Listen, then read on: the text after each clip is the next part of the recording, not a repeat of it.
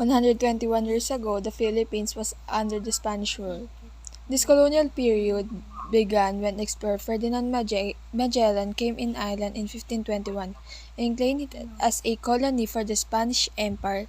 The period lasted until the Philippine Revolution in 1898, and during this 300 years period of the country, the Philippines suffered a lot due to the corruption and exploitation of the people by the Spanish rulers.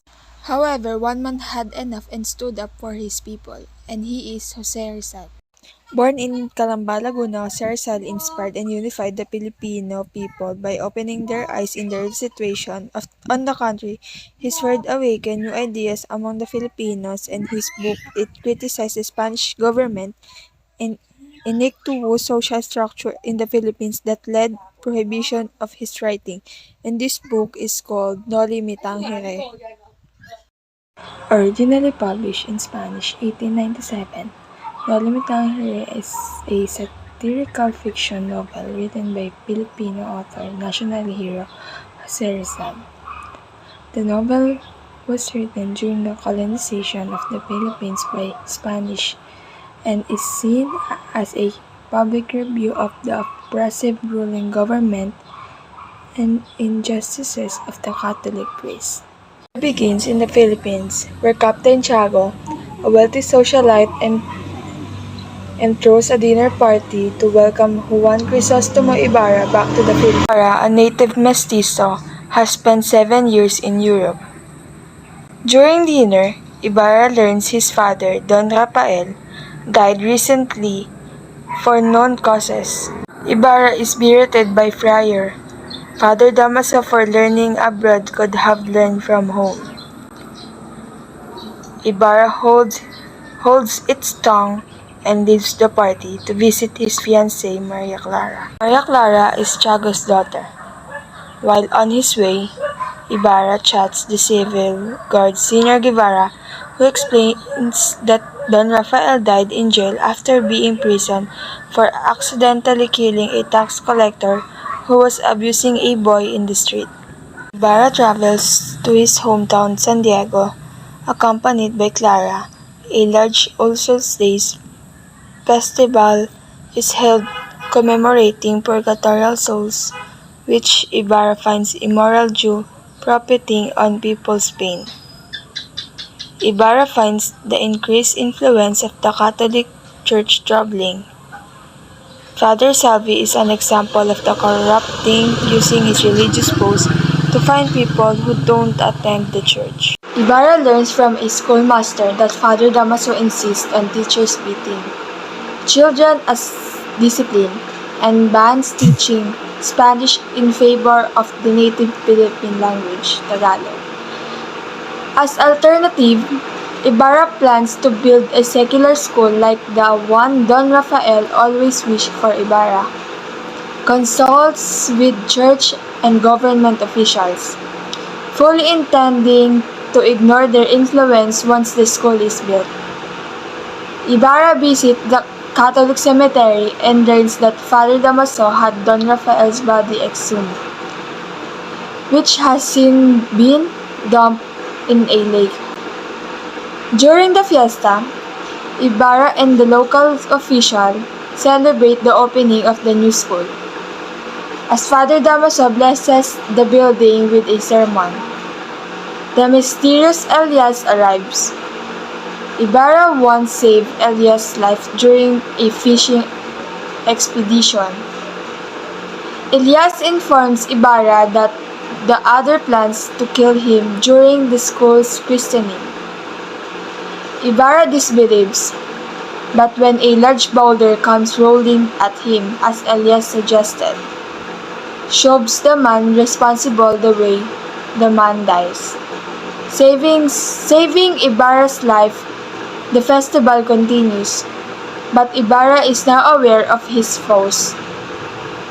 At a dinner celebration held by Ibarra that night, Father Damaso arrives uninvited and begins insulting the new school, expounding racial insults to Filipino as Indios, or dishonors Don Rafael's death. The remark prompts Ibarra to attack Father Damaso. He raised a knife to him and tell everyone that Father Damaso exhumed Don Rafael's Ibarra nearly kills Father Damaso, but Maria Clara stops the blade before it stabs him. Afterwards, Ibarra is excommunicated. Captain Tiago cancels the wedding of Ibarra and Maria Clara. A Captain General visits San Diego from Spain and is begged to punish Ibarra. Since the General supports Ibarra's school project, he refuses punishment and lifts the excommunication. Father Salvi hires Lucas, brother of the deceased man who meant to kill Ibarra, with the boulder to frame Ibarra. Father Salvi is in love with Maria Clara and orchestrates an attack on the military barracks that he blames on Ibarra. Father Salvi intends to take credit for saving the town from the attack he secretly started. Ibarra is arrested as planned. He is jailed and found guilty based on an unclear letter he wrote to Maria Clara. Elias returns and busts Ibarra out of prison and they escape on a boat before fleeing down. Ibarra climbs onto Maria Clara's patio and bids farewell. Maria Clara explains she was blackmailed into releasing the letter, which led to Ibarra's imprisonment.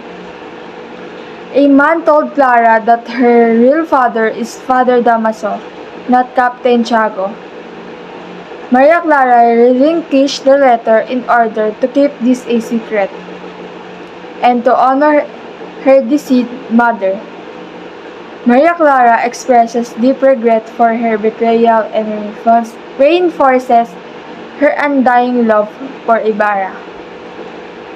Ibarra and Elias bid farewell and begin rowing into the night. As they travel, they debate the merits of revolution and whether a change within this system is better than outright overthrowing it. During their discussion, the men are attacked by another boat. As a distraction, Elias decided to leap off the boat while Ibarra continues rowing.